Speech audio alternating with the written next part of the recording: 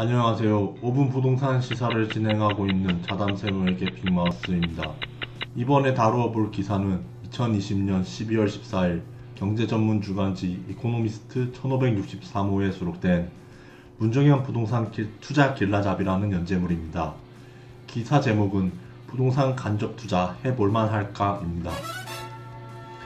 최근 한국은행이 신종 코로나 바이러스 감염증, 즉 코로나19 재확산 여파에 따른 경기 침체를 고려해 기준금리 0.5%를 2020년 7월, 8월, 10월에 이어 네 번째 동결했다고 합니다.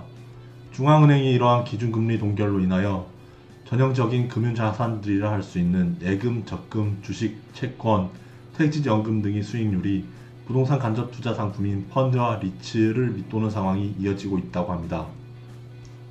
기사에서는 부동산 펀드와 리츠를 소개하기에 앞서 부동산 간접 투자와 직접 투자에 대한 용어 설명을 제시하고 있습니다.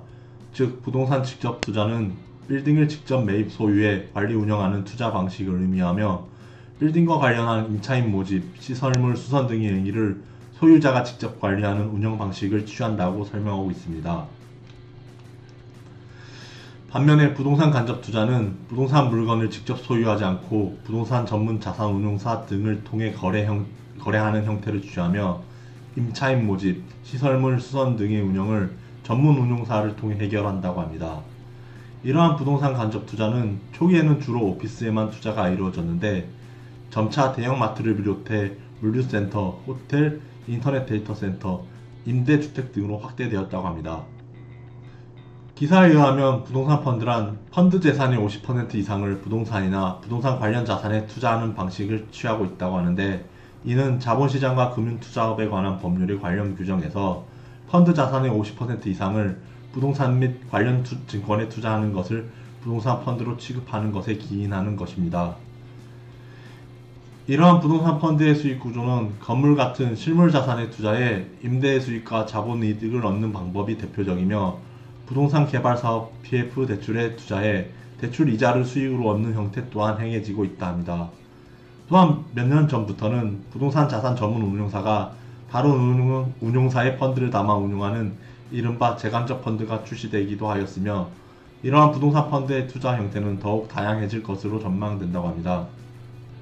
부동산 펀드는 과거에는 기관 투자가들 위주로 구성된 사모시장이 주를 이뤘지만 최근에는 공모펀드가 출시되고 있다고 합니다.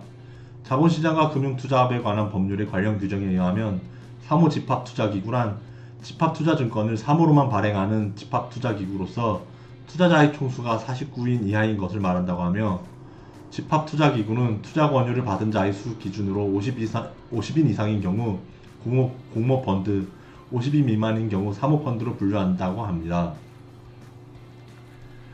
이러한 부동산 공모펀드는 상품에 따라 다르지만 100만원의 소액 투자가 가능한 상품도 있으며 절세 효과도 누릴 수 있다는 장점을 갖고 있다고 합니다. 또한 배당 수익률도 높은 편인데 청산시 차익을 제외하더라도 5% 이상의 배당 수익률을 자랑하며 매각 차익까지 더하면 더 높은 수익을 기대할 수 있다고 기사에서는 주장하고 있습니다. 리츠란 부동산 투자회사법의 정의에 의하면 부동산 투자회사를 말하는 것으로 다수의 투자자로부터 투자 자금을 모아 부동산 및 부동산 관련 저당 대출 등을 운용하여 얻은 수익을 투자자에게 배당하는 것을 목적으로 하는 상법상의 주식회사라고 합니다. 또한 이러한 리츠는 총 자산의 70% 이상을 부동산으로 투자해야 하며 이익의 90% 이상을 투자자에게 의무적으로 배당해야 하는 상품을 의미하기도 합니다. 기사에 의하면 리츠가 가진 최대 장점은 유동성이라고 하는데, 리츠가 주식에 투자하는 방식이어서 주식시장에서 언제든지 거래할 수 있으며 이 거래를 통해 해당 주식을 현금으로 바꿀 수 있기 때문입니다. 또한 리츠는 다양한 자산을 기초로 해 상품을 구성하기 때문에 자산 배분에 따른 위험 요소 관리가 효율적인데, 이는 리츠에서 부동산 관련 자산들에 대한 포트폴리오를 구성하여 비체계적 위험을 제거하여 위험을 낮추기 때문입니다. 즉, 한 개의 오피스 빌딩으로 상품을 구성하는 것이 아니라 여러 개 지역의 빌딩을 하나의 상품을 구성하여 비체계적 위험을 감소시킬 수 있다는 것입니다.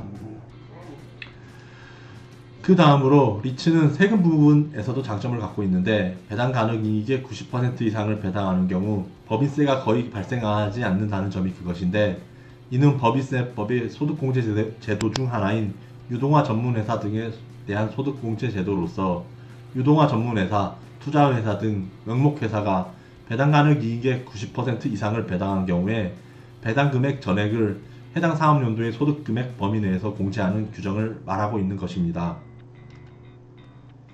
기사에서는 위에서 열거한 투자 대상으로서의 부동산 펀드와 리츠의 장점에도 불구하고 해당 상품들에 투자하는 경우에는 아래와 같은 상품 사항들에 대하여 유념하여 꼼꼼한 분석과 냉철한 투자를 견지해야 한다고 합니다. 즉, 부동산 펀드와 리츠는 저금리 저성장 시대에 적합한 투자일 수 있으나 그에 따른 위험 또한 상당수 존재하는데 경기 침체로 자산 공실률이 증가하고 이에 따라 부동산 가격이 떨어지면 그 피해는 고스란히 투자자가 떠안게 될 수 있다는 것입니다. 또한 부동산 펀드와 리츠와 같은 부동산 간접 투자 상품은 장기적인 관점에서 꾸준한 배당 등을 통한 재테크 수단으로 고려해 볼 수 있으나 단기적인 투자에는 적합하지 않다고 합니다. 이상으로 5분 부동산 시사 자담세무에게 빅마우스였습니다.